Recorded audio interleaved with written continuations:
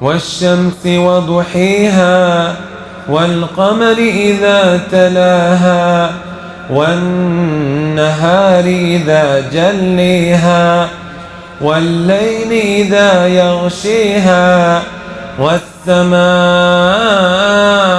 وما بنيها والأرض وما طحاها ونفس وما سويها فألهمها فجورها وتقويها قد أفلح من زكيها وقد خيب من دسيها كذب الثمود بطغويها إذ انبعث أشقيها فقال لهم رسول الله ناقة الله وسقيها فكذبوا فعقروها فدمدم عليهم ربهم بذنبهم فسويها ولا يخاف عقبيها والليل إذا يغشي والنهار إذا تجلي وما خلق الذكر والأنثى إن سعيكم لشتى فأما من أعطي واتقي وصدق بالحسن فسنيسره لليسر وأما من بخل واستغني وكذب بالحسن فسنيسره للعسر وما يغني عنه ماله إذا تردي إن علينا للهدي وإن لنا للآخرة ولولي فأنذرتكم نارا تلظي لا يصليها إلا الأشقي الذي كذب وتولي وسيجنبها الأتقي الذي يؤتي ماله يتزكي وما لأحد عنده من نعمة تجزي إلا ابتغاء وجه ربه الأعلى ولسوف يرضي. الحمد لله رب العالمين وأصلي وأسلم على المبعوث رحمة للعالمين بعثه الله شاهدا ومبشرا ونذيرا وداعيا إلى الله بإذنه والسراجا منيرا. First and foremost, can I have everyone quieting down, please? Pin drop silence. Please, Jazakumullah khair. Anyone who's talking, please, let's remain quiet. Even those outside, because we can hear you through the window. May Allah subhanahu wa ta'ala bless every single one of you guys who came. There's a lot of people standing up who weren't able to get into the masjid. I ask Allah subhanahu wa ta'ala to relieve you of your difficulties and hardships. Right? Honestly, I feel extremely humbled to see this masjid so packed out like this, and with so many brothers standing up behind, and then also many standing outside of the masjid. Wallahi, I am lost for words. May Allah subhanahu wa ta'ala honor every single one of you guys. My brothers and my sisters, also I want to take a moment out to thank the administration of the masjid. Likewise, Sheikh Muhammad, our Imam, who helped coordinate this program with our brothers and sisters at Halal Eventbrite. It's not easy to sort out these programs. It really isn't. It takes a lot of time, it takes a lot of effort, a lot of energy. So it is something that they are praised for doing. And because of course there are cameras, I have to keep on saying this. Whenever I travel now, I always have the enemies of Islam. The Zionists. You guys know what the Zionists are? The Zionists. The Rainbow Team. You also have the feminists, the blue-haired feminists. And some of the other enemies of Islam, liberals who don't want to see the masajid packed out. They don't want to see people sitting in front of someone who preaches conservative Islam. Our objective, my brothers and my sisters, is to bring the people back to traditional Islam, that which is normative. As time goes on, it becomes affected. We've seen religious preachers water down the religion of Islam, and we hope to change that to the best of our ability. So we have all of these individuals who are coming after us. You know what's also very sad? Some of our own brothers who might have the same aqidah, right? When seeing all of this taking place, they still feel the need to cause problems. Wallahu musta'an. Instead of busying themselves with those who are a lot more dangerous to one's aqidah, they are focusing on someone like myself. Having said all of that, I have to keep doing this every time there are cameras. Because these enemies of Islam, they are looking to take out of context and distort whatever I have to say. So I want to make it very, very clear and explicit. I, Abu Taymiyya, I'm not a hate preacher. I, Abu Taymiyya, I am not here to incite violence or phobia towards anyone. I've said this now for the millionth time. Right? Am I a hate preacher, my brothers and my sisters? Jazakumullah khair. Shahid min ahliha. Our discussion for today, my brothers and my sisters, as promised, to those who attended the masjid called Ahmad ibn Hanbal, which is just round the corner from here, right? I promised I would go through the effects of sins. The effects of sins. Taken from the book by Ibn al-Qayyim, rahmatullahi alayh. You know what this book is called? Ad-Da'u wad-Dawa. The spiritual sickness and its cure. Right. Yesterday in the Bomas of Kenya, we had a lot of questions of brothers and sisters asking about, I am addicted. Addicted to what? Drugs? Not necessarily. Addicted to sins. Infatuated. Lovesick. Haram relationships. Right. The question was posed to Sheikh Jamaluddin Usman, hafidhahullah ta'ala, and he answered it very well. He said, and he advised everyone, and I'm going to put it on my Twitter, because I was meant to do it yesterday, I forgot. It's not called Twitter anymore, it's called X, sorry. I'm going to post this book on there. Spiritual Sickness and Its Cure. This book, my brothers and my sisters, the reason why Ibn al-Qayyim authored it is because someone sent him a letter. You know what he was saying in the letter? That he is tied down by some of these sins that he's practicing. And if he doesn't find a solution, it is going to destroy his dunya and the hereafter. Our Shaykh Abdul Razak al-Badr, he went through this book in the Haram. Right. May Allah Azza wa Jalla reward him. When I went through this book, my brothers and my sisters, wallahi, it changed my life. It changed the way I look at people's problems. It completely changed.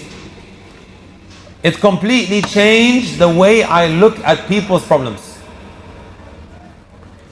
I receive on average 100 messages on Instagram every day.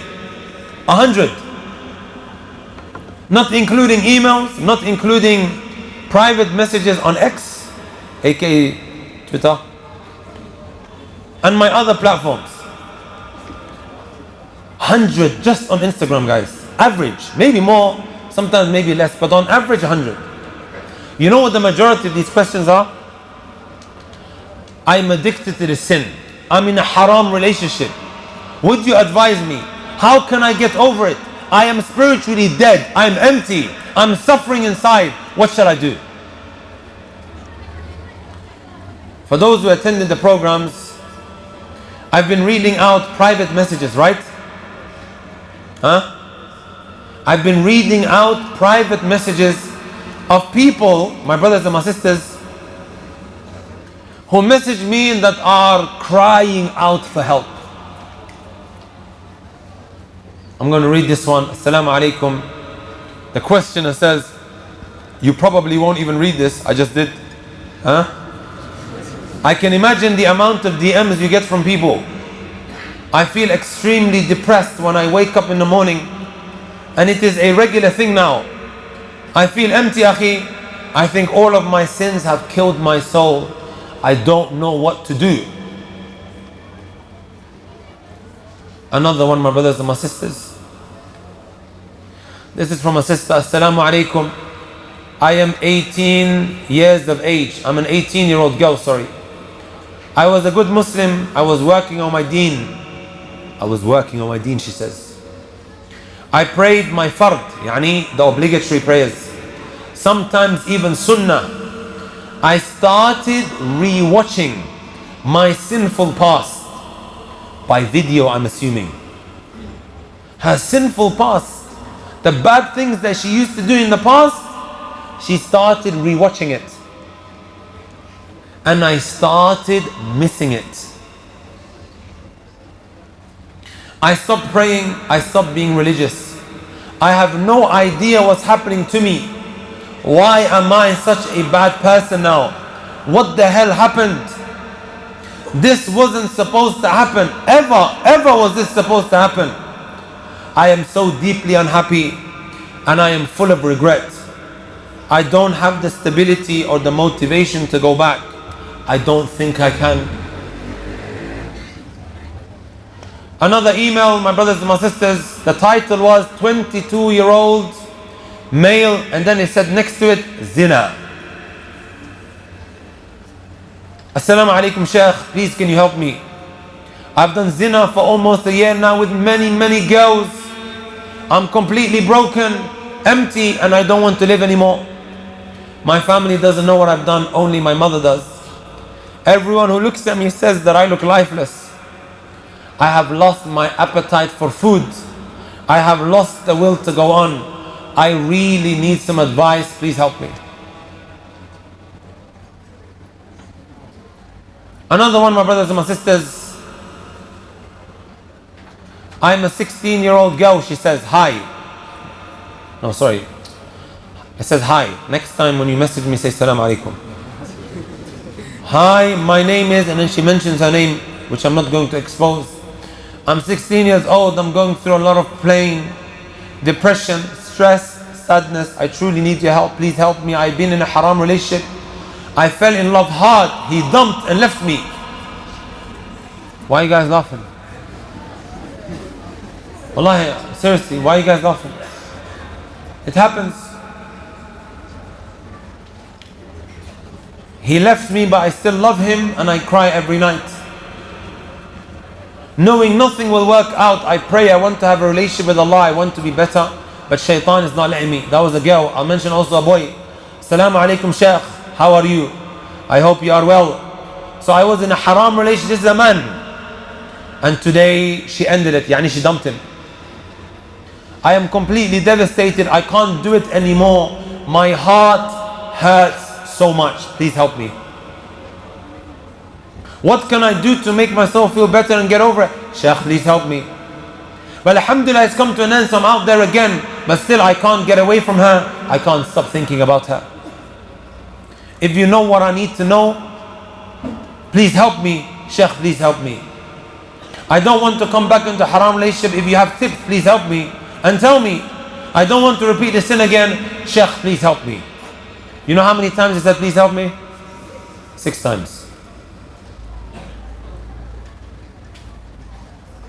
Right? Sins will destroy your life. This is the case of many young people over there in the West. Right? Many young people. I know here in Kenya they dream about going to the UK. Sah? Even tahrib, huh? You're ready to pay just so you can get smuggled in. Wallahi al-azim, my brothers and my sisters, you are missing out on nothing. This is the life of many of these youngsters over there. Many. They are miserable. They are depressed. They are sad.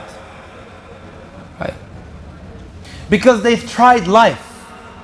We here, we look on Instagram and it appears to us that they are enjoying their life. They have it all. That's what you think. Right? Some of the consequences and the effects of sins. Many people, you know what they think? Huh? When I look at a girl on Instagram privately under my blanket, I only have to answer to Allah on Yawm al-Qiyamah. People think that when I sin, the only time I will face the consequences of my sins is when I meet Allah. My brother, my sister, you are mistaken. You are mistaken, my friend. If you don't repent from these sins, Wallahi al-Azim, that which is feared is that your sins will hunt you down. It will come back to haunt you sooner or later. And it will begin to affect you in so many ways, ways that you never ever thought about. Are you brothers and sisters with me? Perhaps when you realize how it impacts you on a day-to-day basis, you will withhold from doing these sins. This was one of the objectives of the Shaykh writing this book called The Spiritual Sickness and Its Cure. And he has a section where he talks about these consequences. He says, وَمِنْ هُنَا أو وَمِنْ هَا هُنَا قال بعض السلف المعاصي بريد الكفر. He says that the sins are the first spark to disbelief. Let me ask you guys a question. If one commits zina, does he become a gal? Does he become a kafir? It's a major sin, sah? Here, Ibn al-Qayyim is saying that it is the first spark to disbelief. Meaning one thing leads to another, and another, and another, up until he ends up leaving the religion of Islam. Sometimes we say, my brothers and my sisters, this sin, no big deal. It's minor. Looking at a woman on fitna, it's not a big deal.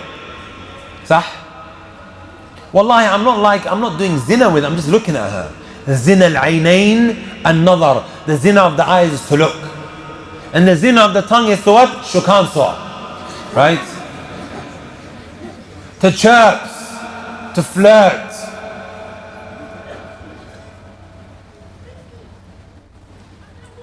وَزِنَا الْيَدِ. The zina of the hands is to reach out to her. Tatawan. Right? And the zina of the feet is what? To walk towards her. Right? One thing leads to another, and another, and another, up until that individual may eventually leave the fold of Islam. You know how many brothers I know, they stopped praying, right? That leaves you now on the edge of Islam. And they all started with being hypnotized on Instagram, sitting in front of Instagram all day long, looking at haram, looking at women you shouldn't be looking at. And then it doesn't stop there. That leads to something greater. He becomes addicted to adult content, pornography. And then it takes him down a very, very dark road. Very dark road. After he's finished watching all of the videos that are free, he starts paying for it. Because he's craving that which is more intense. And he all started with Instagram. He then goes on to say, كما أن القبلة بريد الجماع. The same way, if one now kisses a woman, what does it lead to? It leads to sexual intercourse, right? One thing leads to another. He's trying to now compare this situation to what we mentioned, how the sins lead to disbelief. والغناء بريد الزنا. And he says music leads to what? Az-zina. Ibn al-Qayyim, my brothers and my sisters, he passed away hundreds of years ago. Do you guys know that? Hundreds of years ago. He's saying that music then, it will lead you to zina. How about this music here today? Ibn al-Qayyim in one of his other books, إغاثة اللهفان في مصائد الشيطان, you know what he says? وَكَمْ مِنْ حُرَّةٍ صَارَتْ بِالْغِنَى مِنَ الْبَغَايَا. How many women, because of music, they became prostitutes. The music of that time, not the music of today, which has al-khubth wal-khaba'ith in it. Naked women, the most filthiest of rhetoric, that is vulgar, that you hear, that gets you ticking, right? And then now it inspires you to go and do haram.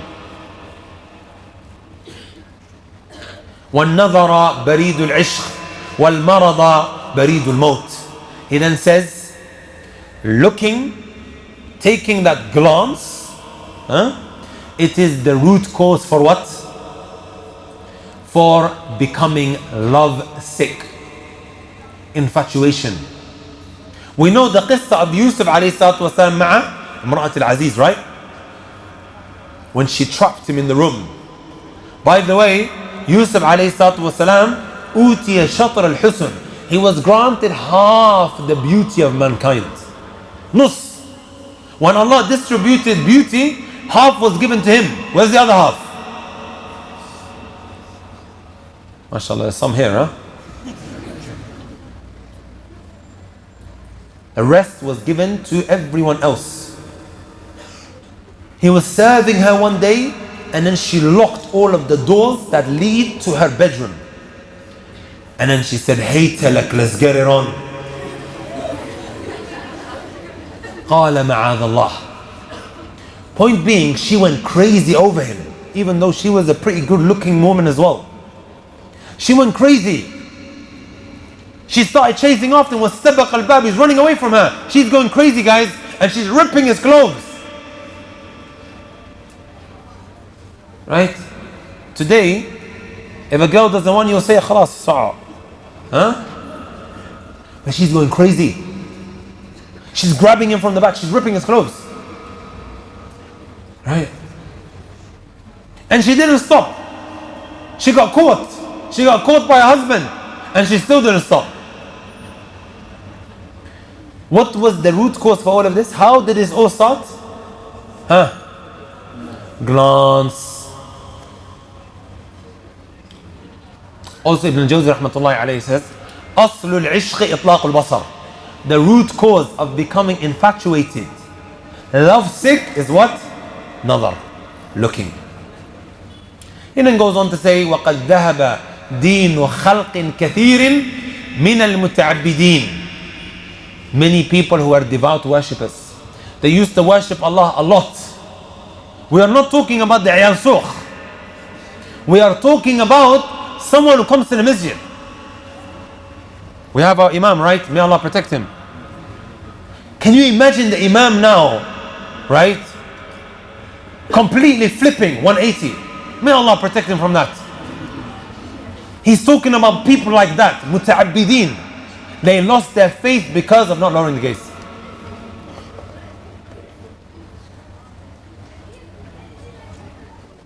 All because of the eyes. By the way, what time is Aisha, Sheikh? 8:15. Alhamdulillah. Madashan. Are you guys tired? Shall we stop? MashaAllah. Ila Berry. Fajr. Okay. Don't worry, we're not going to go until Berry. By the way, what do you guys think of my Somali? It's good. Somalia Bernoya. Yeah? Let's now go into the consequences of your sins. Put your hand up if you're trying to memorize the Quran. MashaAllah, that's a lot of people. That is a lot of people. You know what's going to hinder your progress? Sins. The first consequence of sins that Ibn al-Qayyim mentioned, my brothers and my sisters, was none other. Hirmanul ilm. You will be deprived of knowledge.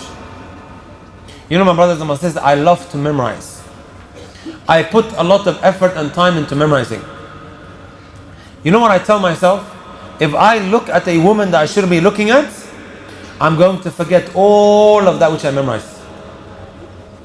And this is true. This is exactly what happens. Right. One day, my brothers and my sisters, Imam al-Shafi'i sat in front of Imam Malik. You guys know Imam Shafi'i? All the Somalis, they follow his madhab. Imam Malik was a teacher. They both sat in front of him. Imam Shafi'i sat in front of him, and he told them, "Inni ara anna Allah qad alqa fi qalbika nura." I can see that Allah has put a nur in your heart. Because Imam Shafi'i's memorization was very, very slick, very sharp.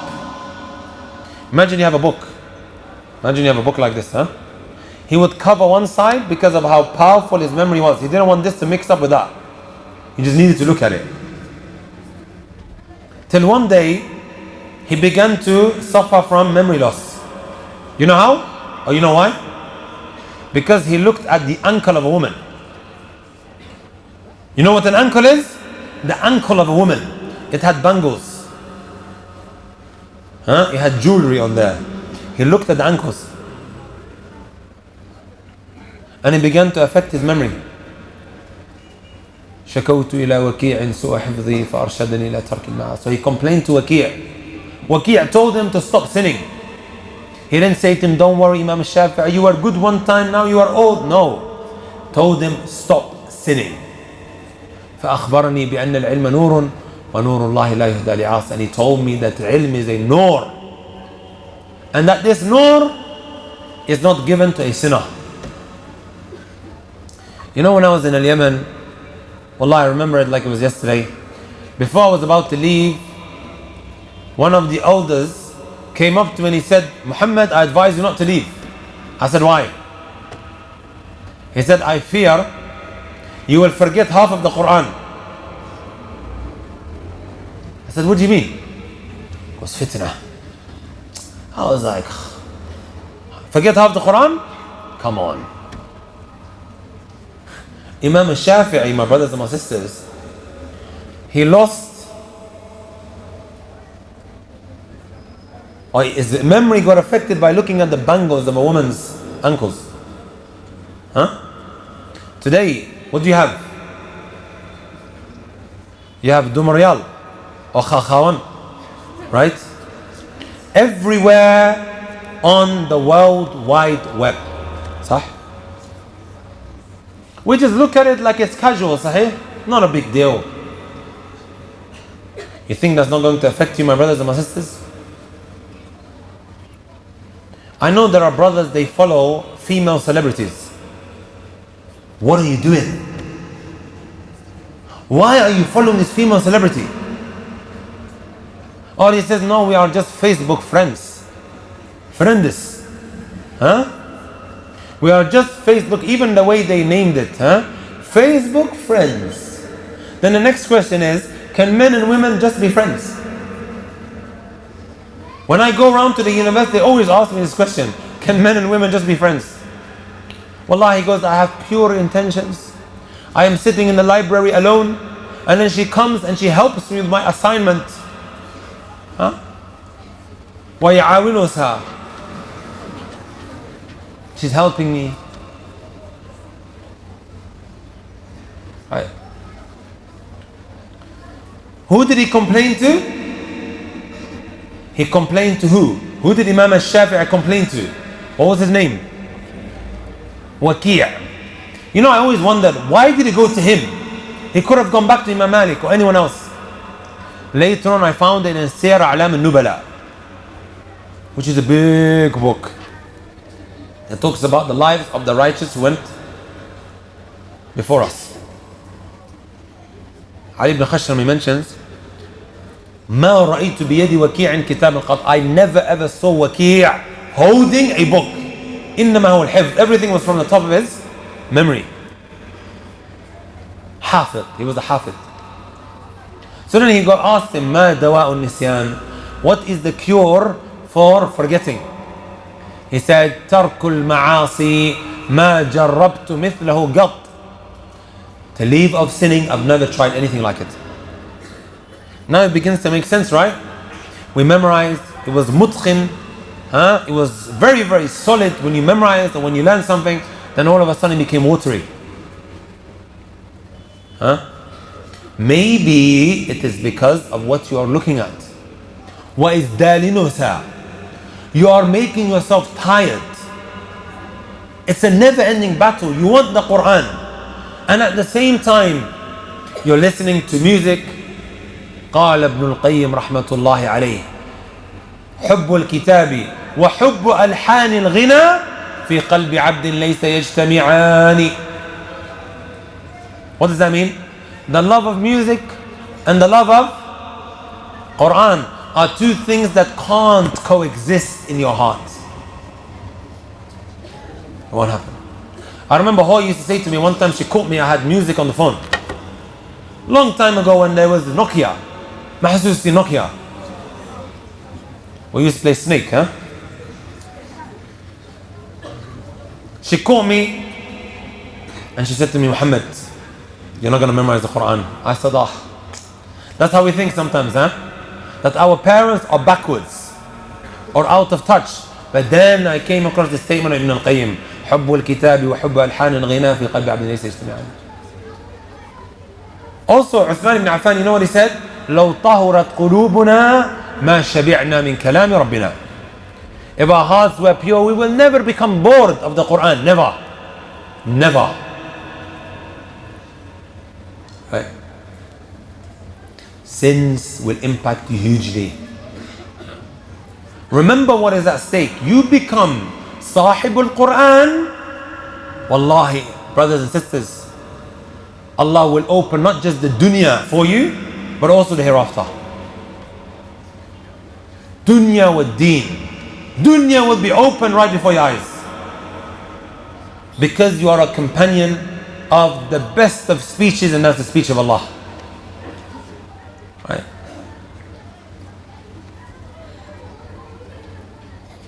Number 2. What was the first one? What will happen when you sin?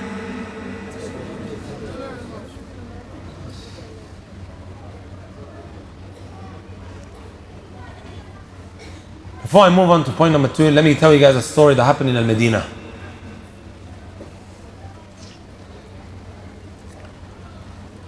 I had a friend.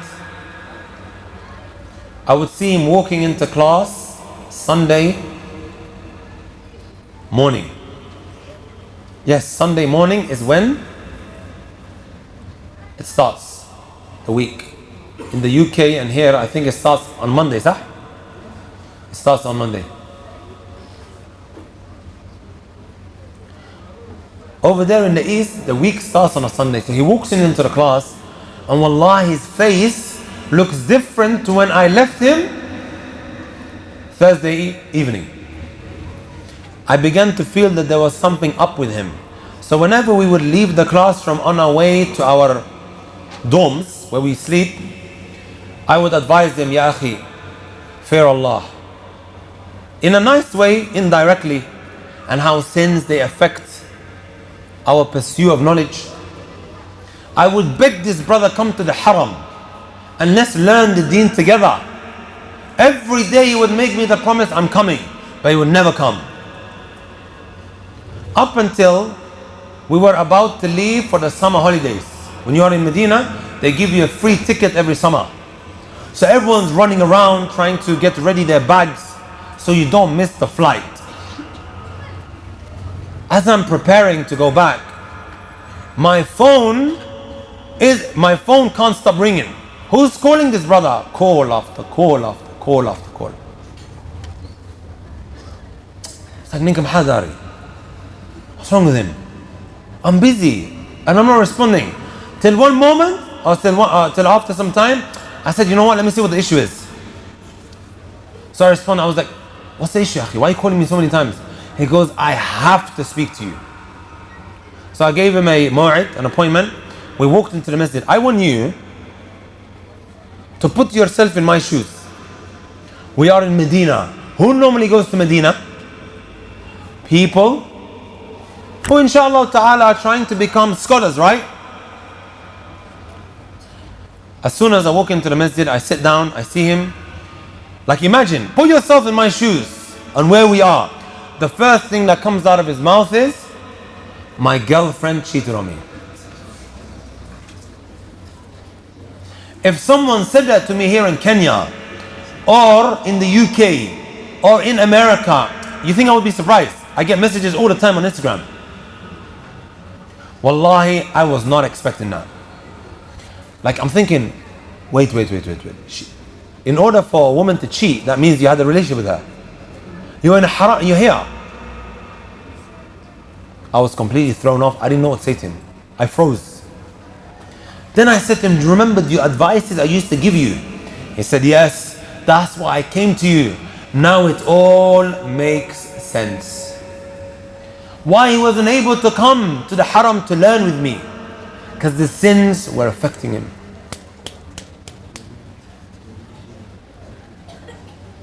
Number two, my brothers and my sisters, number two. وَمِنْهَا حِرْمَانُ الرِّزْقِ. You will be deprived of provision. You guys know what provision is? Money could mean that. A rizq is not just money, guys. It's a lot more vast than that.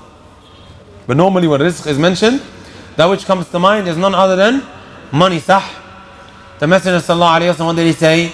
إِنَّ الرَّجُلَ لَا يُحْرَمُ الرِّزْقُ بِخَطِيَةٍ يَعْمَلُهَا. One is deprived of provision because of the sin that he carries out.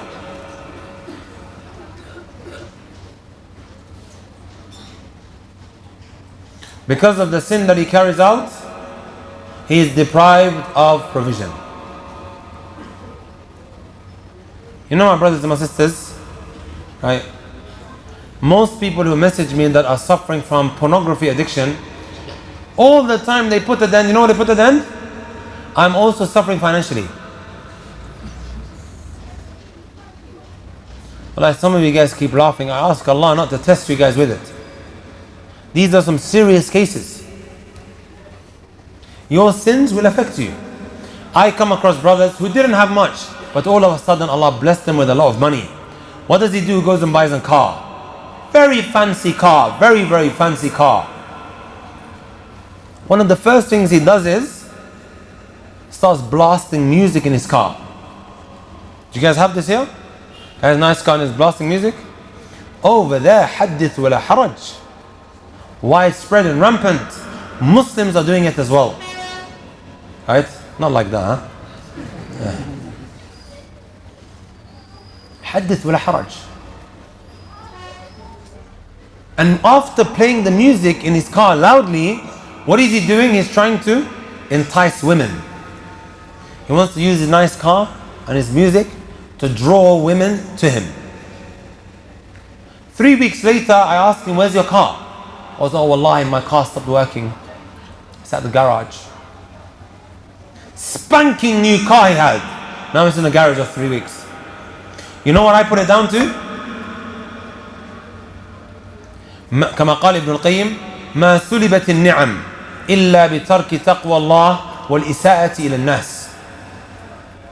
Never are you deprived of your blessings except because you left off having taqwa of Allah. He also says somewhere else, ما عصي الله بشيء إلا أفسده على صاحبه.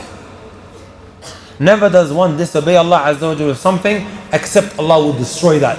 ومن عصى الله بماله أفسده عليه. You use your money to disobey Allah, Allah will destroy that.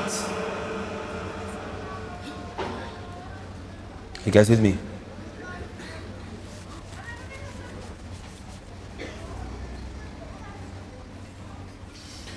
There is a qissa that I like to always mention, the qissa of Muhammad ibn Sirin. Do you know who Muhammad ibn Sirin was?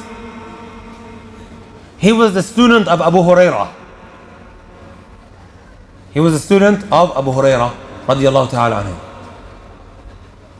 Did you know that at the end of his life he was thrown into prison? Did you guys know that?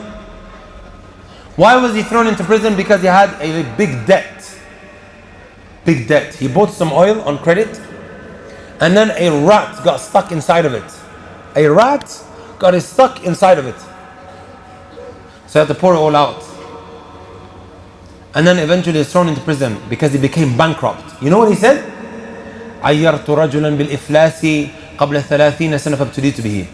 30 years ago, he saw someone that was bankrupt walking, and then he degraded him. In Somali they say, Woo ya say. You know, sometimes when we see someone, we say, look at him. Ninkfiri. We look down on them, right? He said, 30 years ago, I done that to someone who was bankrupt. Now I've been tested by it. Subhanallah. The fact that he remembers what he done 30 years ago, wallahi, it shows how obedient they used to be. They could remember their sins because they could count it on their hands.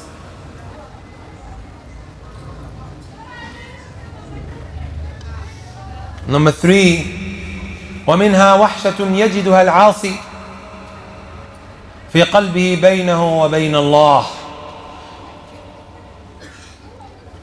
You begin to feel this alienation inside of your heart. Between you and Allah, you feel a lack of connection. There is no sweetness in what you do because of how dark your heart became. As the Messenger ﷺ told us, نُكِتَتْ فِيهِ نُكْتَةً سَوْدَاء. Every time you sin, black dot, black dot, black dot. Up until your whole heart becomes black. To the point, لا يعرف معروفا ولا ينكر منكرا. Yeah? You say to him, Akhi, Allah wants you to do this. It's like a kafir is speaking. It doesn't move him whatsoever. You put fahisha, evil in front of him, he does it straight away. You know, I met people in the past, my brothers and my sisters, who were very shy when it came to sins. But after becoming so engulfed in sins, no haya whatsoever. No shyness. He will swear, he will use vulgar terms, no haya. You tell him, ittaqillah, wallah, he doesn't care. However, my brothers and my sisters, when you are now feeling that wahsha, that there is something wrong when you do that act of evil, it still shows that your heart is alive. Are you guys with me? The fact, you know, sometimes you do something and then you feel bad about it. It still shows that your heart is alive. But if it reaches a point where you don't care anymore and you just do the sin, wallahi, it is feared for this individual something very, very severe.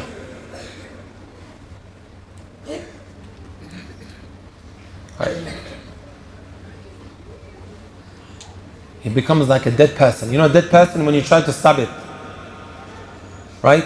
Imagine a dead person in front of you, you stab it, is it going to move? Huh? Is it going to move? That's the example that Ibn al-Qayyim gives. وَمَا لِجُرْحٍ بِمَيِّتٍ إِيلَامُ. You injure it, you stab it, it's not going to feel anything.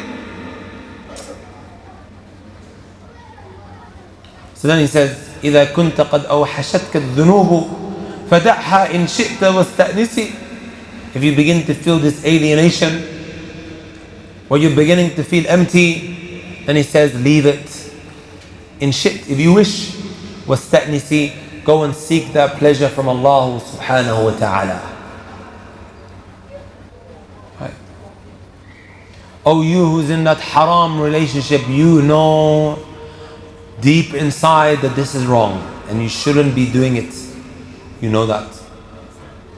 Ahmad Rabbak, praise Allah that you still have life in your heart. You are still breathing. Right? Deep inside you know that this is going to destroy your dunya and your hereafter. Allah Azza wa Jalla has given you a halal alternative. Work towards that. من ترك شيئا لله عوضه الله خيرا منه. Whoever leaves something for the sake of Allah, Allah will give him that which is better.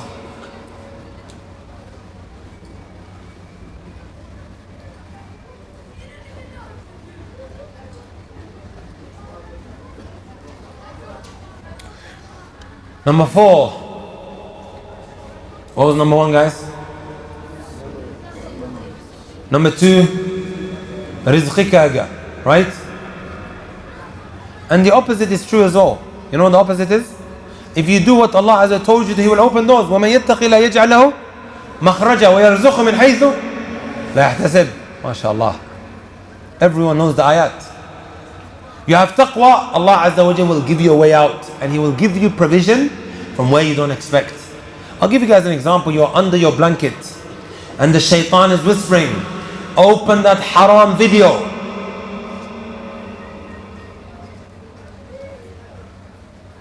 And you throw it to the side. I'm not going to do it. It's times like that when Allah will begin to open doors for you. However, if you don't, my friend, you have missed out on an opportunity. You have missed out on an opportunity of Allah subhanahu wa ta'ala providing for you from where you don't expect. What was number 3? You lose that connection with Allah. What's your name, Adiga? Yusuf is answering all the questions. How old are you? 11. Ahsanti ya Yusuf. Number 4. My brothers and my sisters, you will now begin to feel an alienation towards other individuals, other human beings.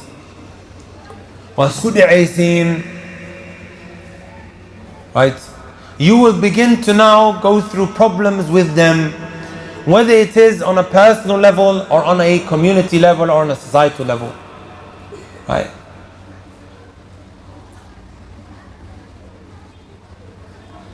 You see, with people who sin, my brothers and my sisters, when they're going through sins, his teacher, he will try to avoid him. He will try to avoid him. He will take a different road to him. Any person who is practicing will begin to feel a certain way around him because of the sins that he's doing, and that is because of what he's engaging in. قال بعض السلف إني لأعصي الله فأرى ذلك في خلق دابتي وامرأتي. Allahu Akbar. Put your hand up if you're married.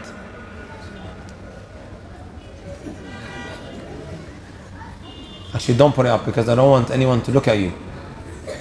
Say MashaAllah, brothers. Allahum barik. Don't give him your ayum nas, your evil eye. He says, قال بعض السلف. Some of the righteous of the past would say, I disobey Allah, then all of a sudden I begin to see a change in my wife and in my riding beast. We don't have riding beast today, but the car. All of a sudden things start changing. Right? Ibn al-Qayyim says, فَعَلَى قَدْرِ مَحَبَّةِ الْعَبْدِ لِلَّهِ يُحِبُّهُ النَّاسِ وَعَلَى قَدْرِ خَوْفِهِ مِنَ اللَّهِ يَخَافُهُ الْخَلْقِ. In accordance to how much you love Allah and how much you prioritize Him, right, the people will love Him. Right?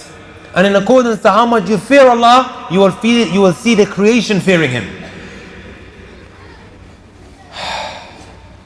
وكيف ينتهك عبد حرمات الله ويطمع أن لا ينتهك الناس حرماته. Allahu Akbar. You think you can disobey Allah, he says, but then the people are not going to end up giving you a hard time? You think that? You destroy and violate the limits of Allah. You think people are not going to then disrespect you and destroy you and violate your sanctity? How you treat the awamir of Allah, that's how the people will eventually end up treating you. خُذْهَا كَقَاعِدَةٍ. خُذْهَا كَقَاعِدَةٍ. If I better my relationship with Allah, my relationship with the people will also become better. ماذا قال الإمام مالك؟ أصلح ما بينك وبين الله يصلح الله ما بينك وبين الناس. Rectify that which is between you and Allah will rectify that which is between you and the people. We find 10. Sometimes we focus too much on what people think. No, focus on what Allah thinks and then see what happens after. My brothers and my sisters, the last point I'm going to mention under number 4. I'm going to teach you guys how to drop in the eyes of the people. especially if you are a person that the people respect, maybe because of his Quran, maybe because of his ilm. You are someone that has a high status in the society. I'm going to teach you guys now how this individual drops in their eyes.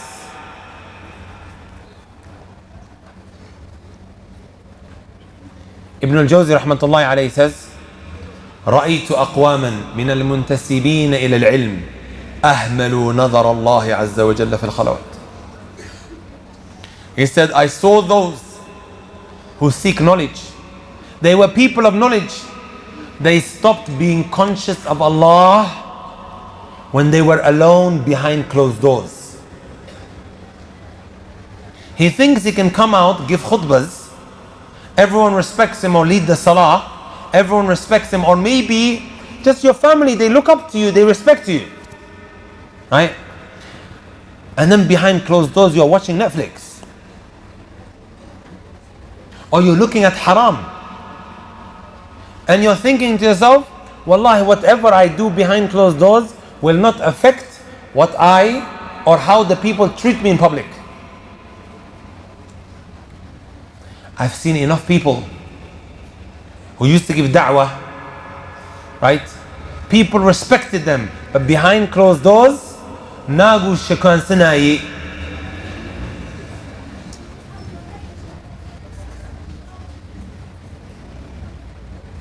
And then later on everything came out and he dropped in the eyes of the people.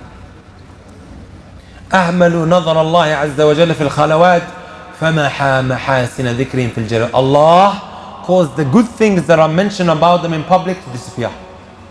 It was what? Erased. فكانوا موجودين كالمعدومين لا حلاوة لرؤيتهم ولا قلب يحن إلى لقائهم. They would walk into the room, it is as if they are non-existent. There was no halawa in seeing them, and the heart stopped yearning for them. Right? Imagine that, my brothers and my sisters. People respect you today and then tomorrow you drop, maybe because of what you do privately. Fear Allah Azza wa Jal. If you don't want to lose your position, you should be someone who does more righteous deeds behind closed doors than the things that you do in public. هذا هو الصادق من الكاذب.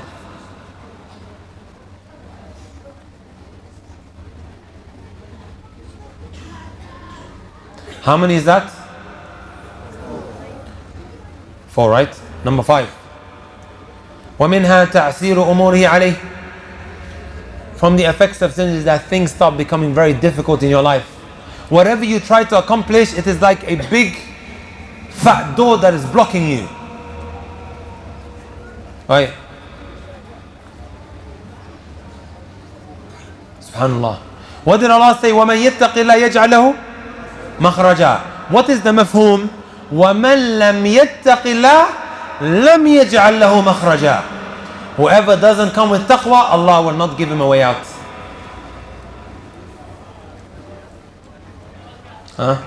Hassan al-Basri would say, إِنَّ الرَّجُلَ كَانَ يُشَاكُ الشَّوْكَةِ وَيَقُولُ. There would be someone from the righteous people of the past who would be injured by a thorn. Thorn. Why do I keep thinking that you guys don't understand English? Wallahi, I came to know that in Kenya their English is better than us. We learned English from the streets. Here, Allahumma barik, I was very impressed by the MC yesterday. In the Bomas, Kenya. Did anyone come here? Go to it? By the way, it was 20% men and 80% women. Where were the men at?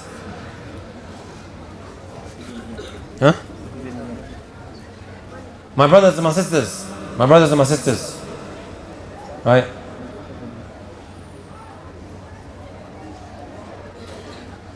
إني لأعلم أنك بذنب وما ظلمني ربي عز وجل. After being injured by the thorn, you know, the righteous person will say to the thorn, I know this happened to me because of a sin. My Lord did not oppress me. وَمَا وَلَا يَظْلِمُ رَبُّكَ أَحَدًا. Allah does not oppress anyone. things become difficult for him, he does not turn his attention towards any matter, but he finds the way blocked, or he finds it difficult. Yeah? And the last point that I'm going to mention, last point, guys. Are you okay? You want to come sit here to have more freedom? تعال. أهلا بالشيخ. شيخ ايش التواضع هذا يا شيخ؟ ها. Sheikh Jamaluddin, he's sitting here very humbly. May Allah Azza wa Jal reward him for his tawadu. He should be giving the lesson, not me. This is your resident scholar that you have here, brothers and sisters. You have any problems, go to him. Right? He is the Imam of Jamia Masjid.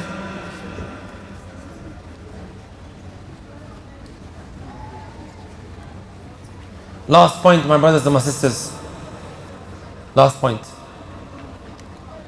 ومنها ظلمة يجدها في قلبه حقيقة يحس بها كما يحس بظلمة الليل البهيم إذا ادلهن فتصير ظلمة المعصية لقلبه كالظلمة الحسية لبصره فإن الطاعة نور والمعصية ظلمة. He says, you begin to feel this darkness inside of your heart, which one begins to feel literally, right? The same way you begin to feel the darkness when you go outside in the night. What happens, my brothers and my sisters? After his heart becomes dark, the darkness begins to project on his face. Right? And then he brings the statement of Abdullah ibn Abbas radiallahu ta'ala anhuma when he says, إِنَّ لِلْحَسَنَةِ ضِيَاءً لِلْوَجْهِ وَإِنَّ لِلسَّيِّئَةِ ظُلْمَةً لِلْوَجْهِ. When you do a good deed, it puts a glow on your face. When you do a bad deed, it puts darkness on your face, my brothers and my sisters. You know, my brothers and my sisters, at times when someone comes to me, before he's even asked me the question, I probably have an idea of what he's going through just looking at his face. Someone who falls into a zina, right, you can see it almost what? Apparent on his face. This is what sins do to an individual. Put your hand up if you know someone that's gone for Umrah and then came back. My brothers and my sisters, would you agree that after that person came back that his face looked different? Huh? I remember when I was in Medina, I had an Egyptian roommate. He would go for Mecca and come back, even though he's tired. Normally when you're tired, it looks on your face, right? Even he's tired, wallahi, I could see a big difference on his face.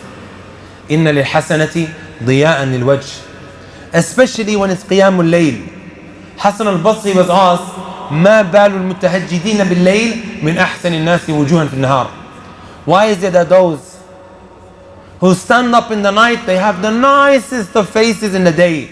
لِأَنَّهُمْ خَلَوْا بِالرَّحْمَنِ فَأَلْبَسَهُمُ اللَّهُ مِنْ نُورِهِ. Because they were alone with Allah, so Allah clothed them with His nur. You know, sisters, they always ask me, what is the alternative to makeup? I say to them, wake up in the night. Salatul Layl dukta. Pray at night. And then when you wake up in the morning, put some Vaseline on and khalas. Huh? And you will look, inshallah ta'ala, as beautiful as it can be.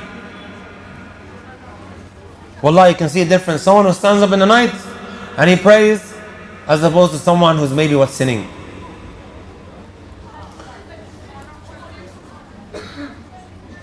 Also, Sa'id ibn Musayyib said, إِنَّ الرَّجْلَ يُصَلِّي بِاللَّيْلِ فَيَجْعَلُ اللَّهُ فِي وَجْهِهِ نُورًا يُحِبُّهُ عَلَيْهِ كُلُّ مُسْلِمٍ. When he wakes up in the night and then Allah puts nur on his face, which causes every person that sees him to love him from the Muslimin. فَيَرَاهُ مَنْ لَمْ يَرَهُ قَطْ. Someone who never met him before, never saw him before. فَيَقُولُ إِنِّي لَأُحِبُّ هَذَا الرَّجُلِ. Indeed, I love this person, even though he didn't meet him before. That's what the night prayer does for that individual. Inshallah, tonight we're all going to pray. Huh? And we're going to make it a habit. You want something, my brothers? Go ask Allah. That is the best time to be asking Allah. ينزل ربنا تبارك وتعالى كل ليلة إلى سماء الدنيا. Every night Allah comes down. Right? He says, من يدعوني. He was going to call on me, so give it to him. I'm going to tell you guys a qissa. Okay?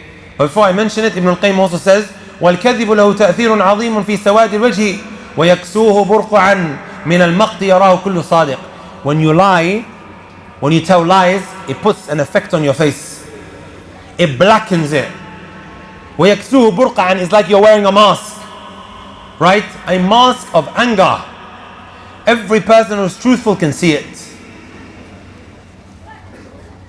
To conclude, my brothers and my sisters, I'm going to tell you guys something that I heard one of the mashayikh mention. One of the mashayikh who came from Kuwait. His name is the Shaykh Adnan Abdul Qadir. He came to Leicester, and then he mentioned a story which I took and added to this point of this lecture. He said one day the Shaykh came late to his lesson. And while he was away, because he was going to be late, someone else deputized. Someone else was teaching the lesson. So the Shaykh walked in late and then sat next to him. As he was sitting down, he sees a brother. And the Shaykh can't stop staring at him. He can't stop staring at him. As the lesson finishes, the Shaykh grabs his brother, he takes him with him. And he says, you are not leaving me today until you tell me what has changed in your life. What has changed for the Shaykh now to do all of this? The Shaykh tells us that his face looked so much more different than how he saw him before. Before, his face was all dark and gloomy. You could see there was something up with him. And his skin tone was very different to all of his other family relatives. So then the boy is telling the Shaykh what he used to do. He used to work on the coast. You know what the coast is? On the coast, the seashore. And every time he met a woman, he would make her all of these false promises that he will marry her, just so he could do a zina with her. And after doing zina with her, after chewing her like a piece of chewing gum, he would spit her out. Salaam alaikum. Next one, and the next one, and the next one. He was a zani bima'na al-kalima. Till one day, he saw this girl who wasn't even good looking, from what the Shaykh mentions. He made all of these promises, I will marry you, ila akhirih. And then after, بعد أن مكنت نفسها منه, after he finished having sexual intercourse with her, she said, okay, you're not going to marry me? She goes, me marry you and you look like that? And you can imagine what this would do to a woman. The worst thing you can do to a woman is to comment negatively about her looks. So then what happened? Subhanallah, Allah tested him. Allah tested him with becoming lovesick. Right? Becoming infatuated with this girl that wasn't even good looking. Right? So then he started calling her mom, auntie, I want to get married to your daughter. She says to her, she says to him, don't worry, I'm going to ask her. She calls him back, she said no. Second time, no. Third time she asked the daughter says, mother, if you ask me again, I'm leaving the house. The auntie then says to the brother, I'm sorry, this is what she said, please don't call me again. The brother on the spot, he faints. He gets rushed into hospital. He's lovesick. He thought he could play around with other women, and Allah, لَيْسَ أَقْدَرْ عَلَيْهِ, Allah has more capability now to destroy him. He gets rushed into hospital. His sister, who used to give da'wah, comes to him and she admonishes him and says, do you not fear Allah? Your family is a good family and you're running around doing all this haram. He took a vow that if Allah cures him from this sickness, that he's going to change his life around. The Shaykh knew him before and after. This is why the Shaykh couldn't stop looking at him. This young man looks very different to how I knew him before. to conclude, my brothers and my sisters, and I'm finished because I know now 8:15, right? Can I take 2 minutes? Huh? No, just 2 minutes. He's very nice. He said take another 10. No, I don't need 10. 2 minutes. That which is going to increase our ta'zeem, our veneration, our glorification of Allah, my brothers and my sisters, is learning about who Allah is.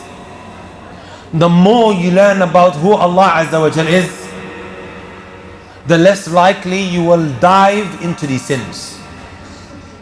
People always ask, why is it that me and my friend, when we are walking, he lowers his gaze, but I don't?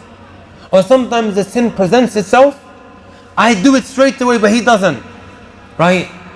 It is down to what, my brothers? Because of this individual having that ta'zeem in his heart for Allah subhanahu wa ta'ala. The more you learn about Allah, the more you will be conscious of Him.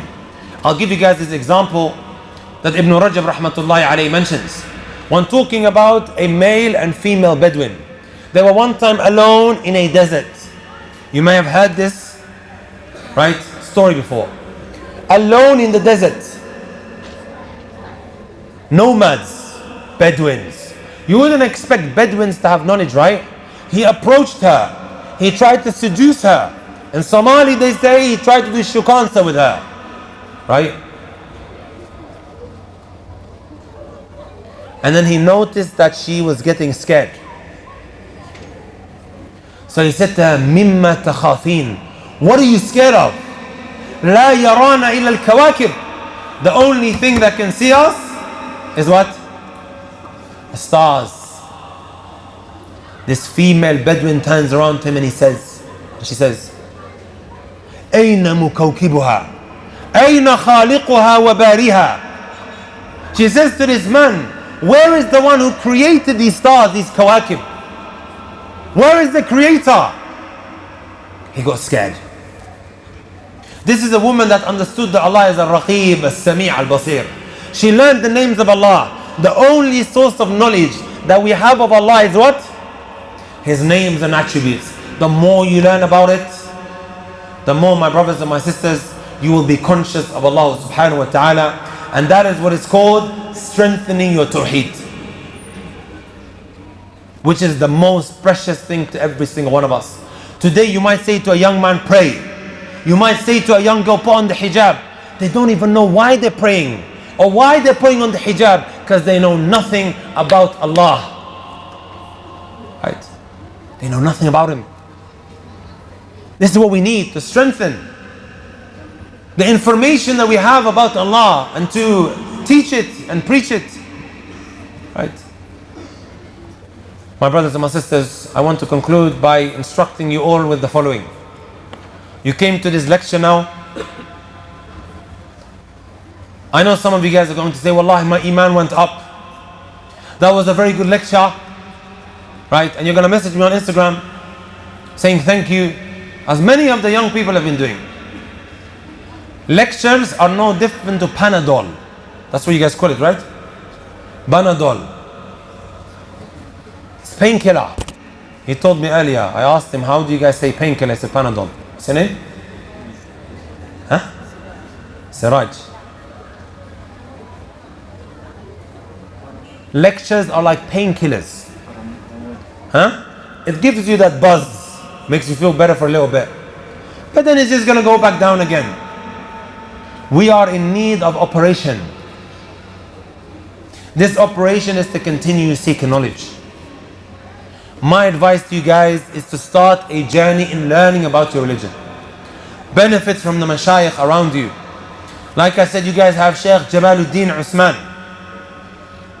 You also have Sheikh Abdul Rahman, who studied in Yemen. Right? Studied in Yemen, and now he is teaching every Saturday and Sunday after Fajr in Masjid Rahma. Sahih Sheikh? Masjid Rahma, right? Huh? In Hullingham. He's going to start more durus inshallah ta'ala in the future. Benefits from the mashayikh. These are just some of the mashayikh. I don't know all of the mashayikh here. Learn your religion, my brothers and my sisters, and wallahi, you'll be in a much better place spiritually. And inshallah you won't become like those young brothers and sisters who are messaging me. They don't have the answers as to why they are going through all of this misery. I read out, didn't I? I hope you don't become like them, but at least now you know why. Right? You know why things start happening in your life. Do you feel, my brothers and my sisters, that things have fallen into perspective? Things are making more sense now of what happens to us in life? Alhamdulillah. This is what I wanted to achieve. I ask Allah Azza wa Jalla to bless the administration of the Masjid and to make us from amongst those who take the benefit and act upon it. ربنا آتنا في الدنيا حسنة وفي الآخرة حسنة وقنا عذاب النار ربنا هب لنا من أزواجنا وذرياتنا قرة أعين واجعلنا للمتقين إماما ربنا اصرف عنا عذاب جهنم إن عذابها كان غراما إنها ساءت مستقرا ومقاما سبحانك اللهم بحمدك أشهد أن لا إله إلا أنت أستغفرك وأتوب إليك. We're going to pray now Isha inshallah ta'ala. وجزاكم الله خير. السلام عليكم ورحمة الله وبركاته. Get into your rows because we are about to now start praying inshallah ta'ala. Yeah, we'll give you salams after. Just make sure you find this place now. ها بعدين جزاك الله خير.